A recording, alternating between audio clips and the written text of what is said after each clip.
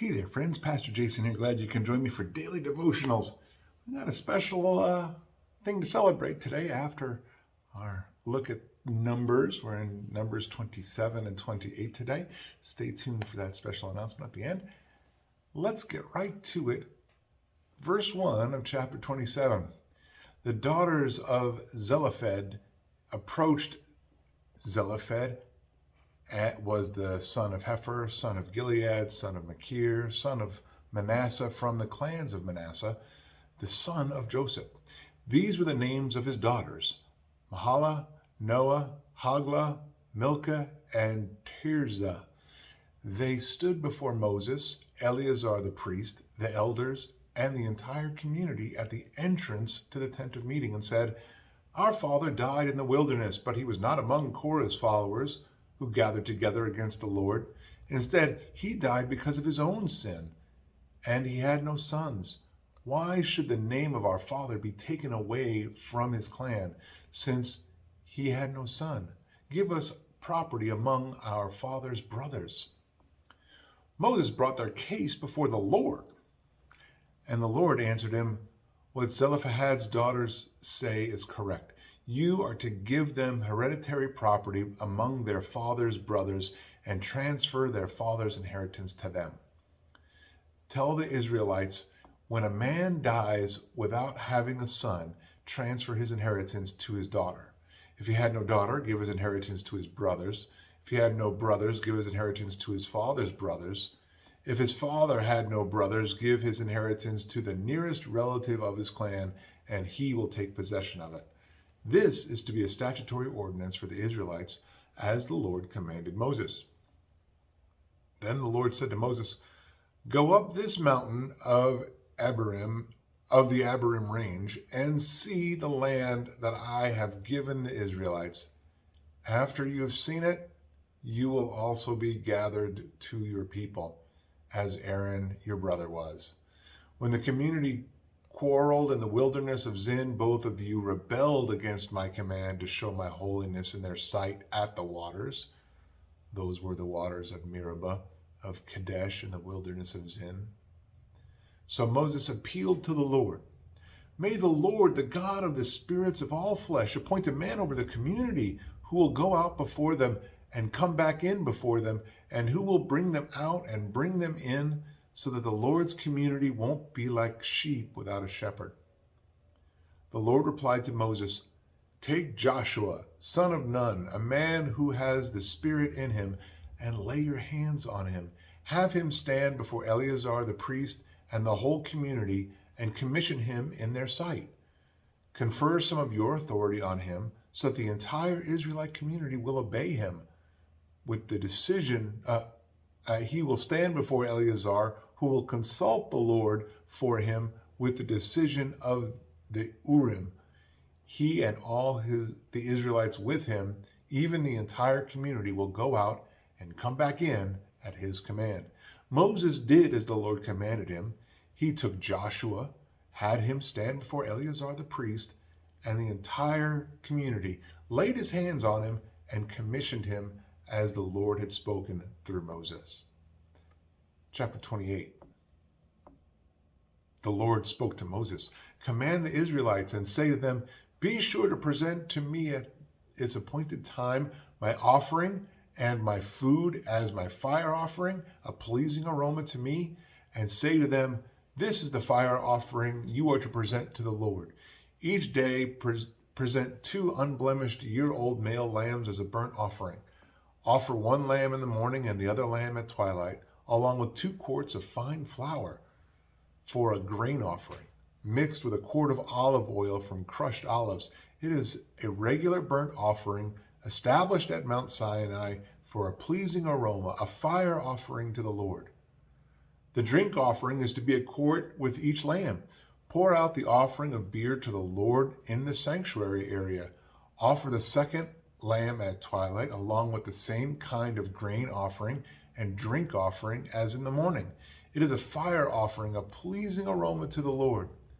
On the Sabbath day, present 2 unblemished year-old male lambs, 4 quarts of fine flour mixed with oil as a grain offering, and its and its drink offering. It is the burnt offering for every Sabbath, in addition to the regular burnt offering and its drink offering. At the beginning of each of your months, present a burnt offering to the Lord: 2 young bulls, 1 ram, 7 male lambs, a year old, all unblemished, with 6 quarts of fine flour mixed with oil as a grain offering for each bull, 4 quarts of fine flour mixed with oil as a grain offering for the ram, and 2 quarts of fine flour mixed with oil as a grain offering for each lamb. It's a burnt offering, a pleasing aroma, a fire offering to the Lord. Their drink offerings are to be 2 quarts of wine with each bull, 1 1/3 quarts with the ram, 1 quart with each male lamb, and this is the monthly burnt offering for all the months of the year. And 1 male goat is to be offered as a sin offering to the Lord, in addition to the regular burnt offering with its drink offering. The Passover to the Lord comes in the first month, on the 14th day of the month. On the 15th day of this month, there will be a festival. Unleavened bread is to be eaten for 7 days. On the first day, there is to be a sacred assembly. You are not to do any daily work. Present a fire offering, a burnt offering to the Lord: 2 young bulls, 1 ram, 7 male lambs, a year old. Your animals are to be unblemished. The grain offering with them is to be a fine flour mixed with oil. Offer 6 quarts with each bull and 4 quarts with the ram. Offer 2 quarts with each of the 7 lambs, and 1 male goat for a sin offering to make atonement for yourselves. Offer these with a morning burnt offering that is a part of the regular burnt offering. You are to offer the same food each day for 7 days as a fire offering, a pleasing aroma to the Lord. It is to be offered with its drink offering and the regular burnt offering. On the 7th day you are to hold a sacred assembly. You are not to do any daily work. On the day of first fruits, you are to hold a sacred assembly when you present an offering of new grain to the Lord at your festival of weeks.